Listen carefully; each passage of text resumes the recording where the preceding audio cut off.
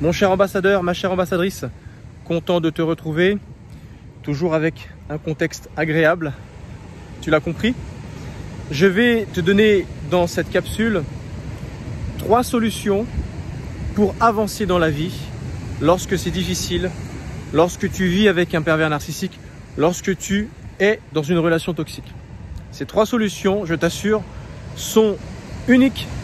Il n'y a pas d'autre solution face à ce que je viens de te citer.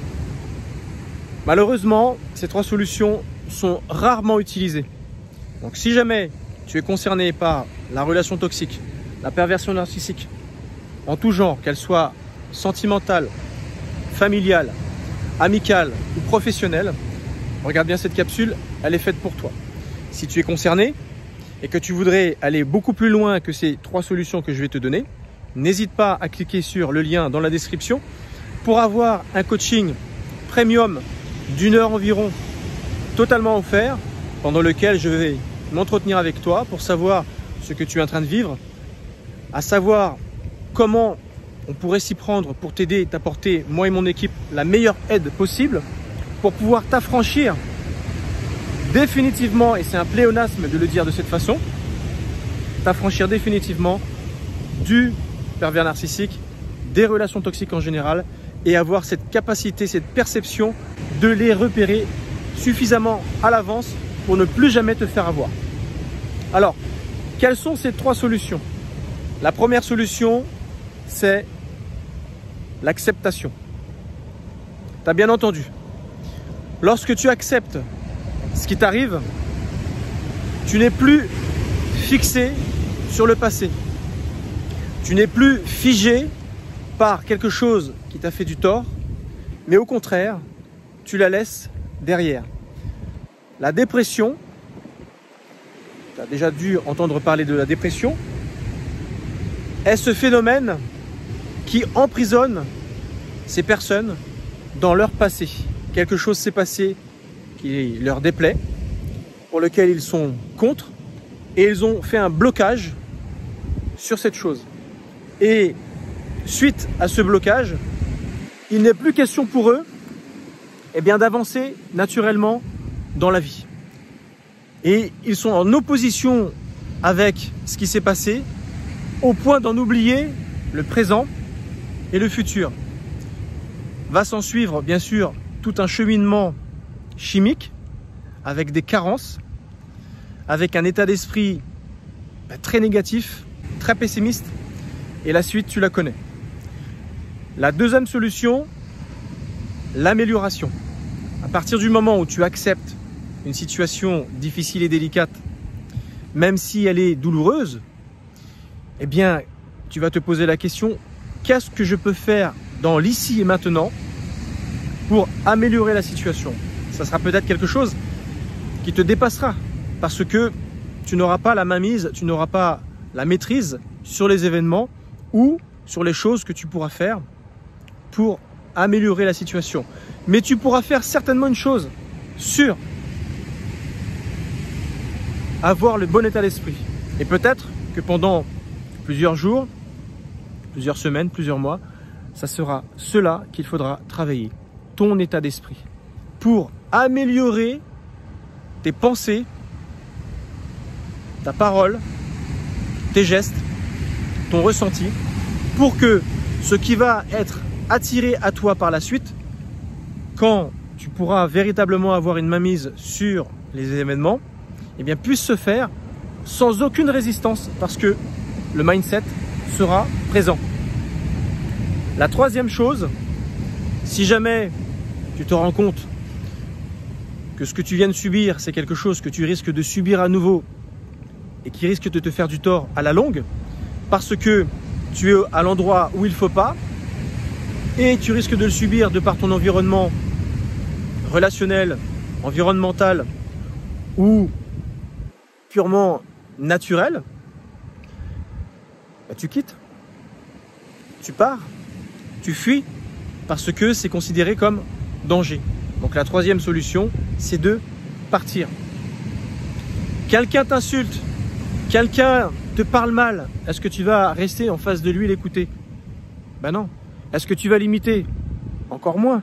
Tu vas aller sur la même longueur d'onde négative que cette personne. Une personne te manque de respect, te crie dessus, et ça, c'est des exemples que tu peux retrouver dans ton couple, te calomnie, dit des choses fausses à ton égard. Est-ce que tu vas prêter l'oreille en essayant de savoir tout le mal que cette personne pense de toi pour ensuite te venger par la suite et lui dire ce que toi tu penses de cette personne? Ben non.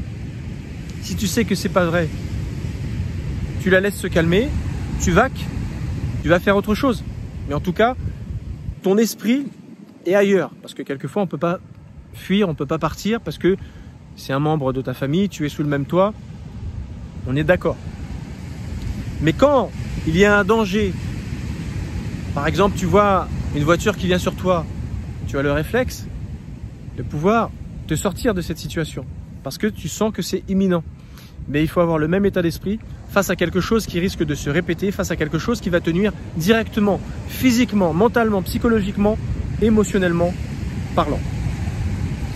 Voilà les 3 solutions pour lesquelles il n'y a pas d'autre solution meilleure que cela lorsque tu vis une relation toxique, lorsque tu vis avec un pervers narcissique ou lorsque tu vis quelque chose de désagréable. Ce sont les 3 meilleures solutions qui existent. Et pourtant, la plupart du temps, les gens utilisent la 4e solution, qui n'en est pas une, qui est plutôt une réaction. Et cette 4e façon de faire, c'est le plus souvent de se plaindre. La complainte, la victimisation, le fait de subir la situation, se laisser sidérer par la situation. Alors tu comprends bien que si jamais tu rentres dans ce piège, non seulement ça va te faire du tort, ça va te faire du mal, mais tu vas continuer d'entretenir ce mal. C'est ce qui est le plus souvent utilisé, cette 4e façon de réagir face à la relation toxique, face au pervers narcissique, face à la manipulation, face à tout ce que tu pourrais vivre de désagréable. Alors sache une chose, c'est que cette 4e façon de réagir, elle est non active pour améliorer ta situation, mais plutôt continuer de la nourrir dans le mauvais sens du terme. Tu n'es pas actif pour te sortir de la situation. Au contraire, tu vas l'alimenter en te plaignant. Ouais, tu comprends, regarde, et en plus ceci, en plus cela, je comprends pas. Et tu vas polluer l'esprit des autres. Quand tu parles de cette façon avec quelqu'un d'autre, qu'est-ce qui va se mettre en place? De la compassion, de l'écoute, de l'empathie. Les gens seront tristes pour toi, ils vont vouloir t'aider. Et ils vont te proposer des solutions. Oui, mais non, ça sert à rien. Oui, mais de toute façon, non, j'ai déjà essayé. Mais... Et tu vas en fait démonter toute leur aide. Et donc, tu vas devenir toxique pour ces gens-là.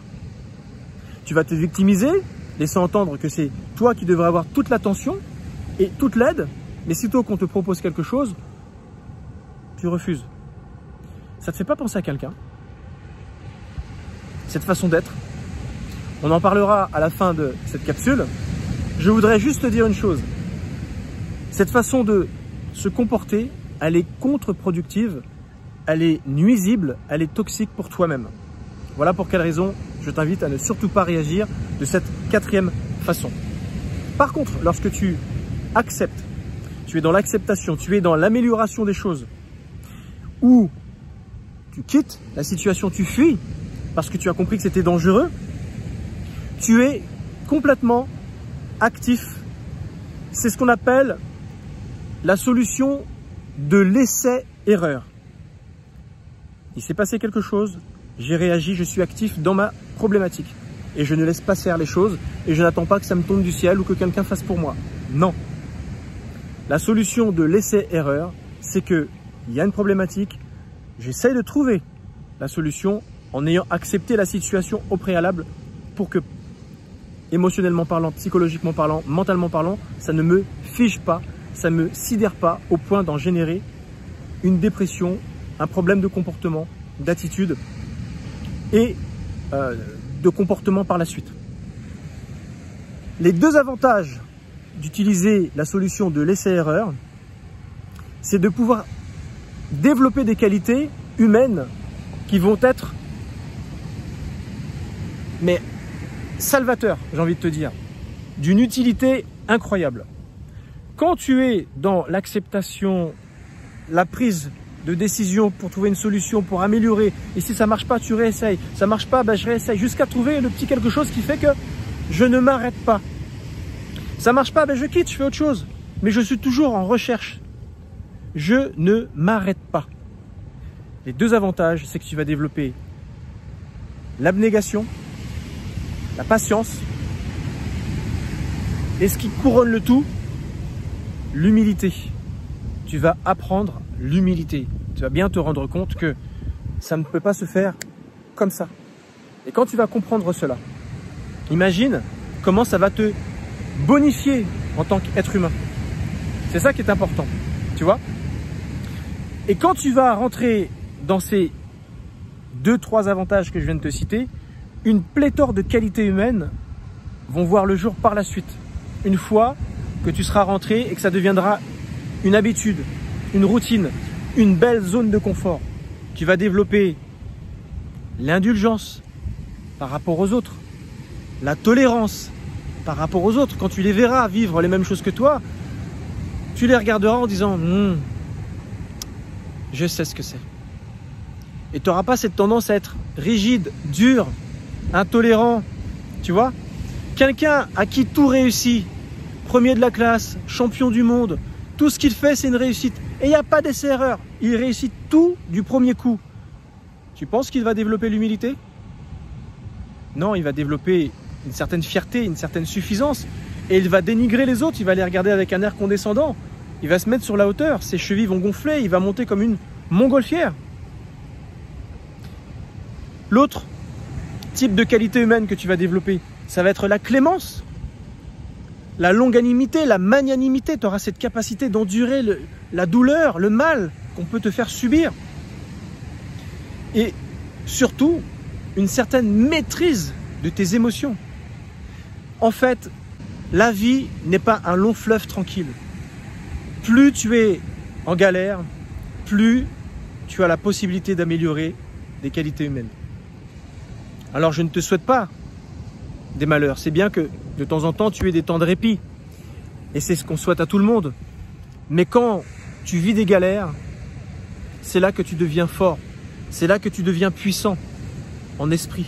Tu vas développer des qualités humaines qui vont te permettre de te sortir de situations d'embarras, de galères incroyables. Ce que je te disais tout à l'heure, ça ne te fait pas penser à quelqu'un? Une personne qui a tendance à être dans la complainte, se victimiser, c'est le pervers narcissique. Donc, oublie la quatrième façon de réagir, parce que tu imites, sans le savoir, le pervers narcissique, qui, lorsqu'il se passe quelque chose, va être dans la complainte, dans la victimisation, mais il ne va pas subir. Il va faire croire qu'il subit quelque chose.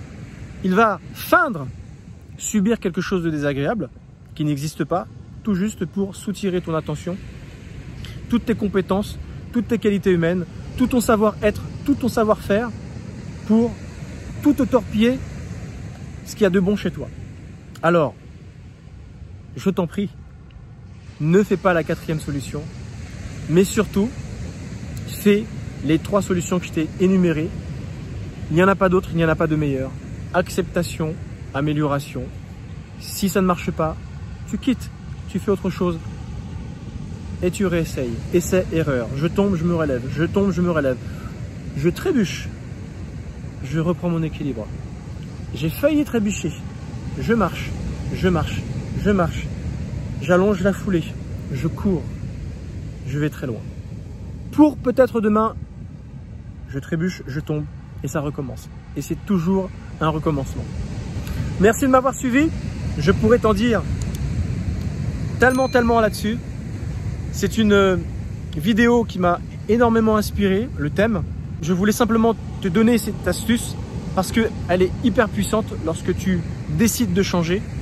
Ce sont ces 3 choses-là qui vont te prendre le corps, qui vont te prendre l'esprit pour qu'une fois que c'est décidé, je ne m'arrête plus, j'avance. À très bientôt sur une prochaine vidéo. Et n'oublie pas, si tu veux aller plus loin, clique sur le bouton. Je me ferai un plaisir de t'aider et travailler sur ton data passé.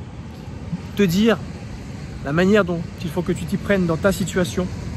T'apporter d'autres clés que je ne pourrais t'apporter que si jamais tu rentres dans un de mes accompagnements. Parce que là, ça sera du sur mesure. À très bientôt pour une prochaine vidéo. Ciao.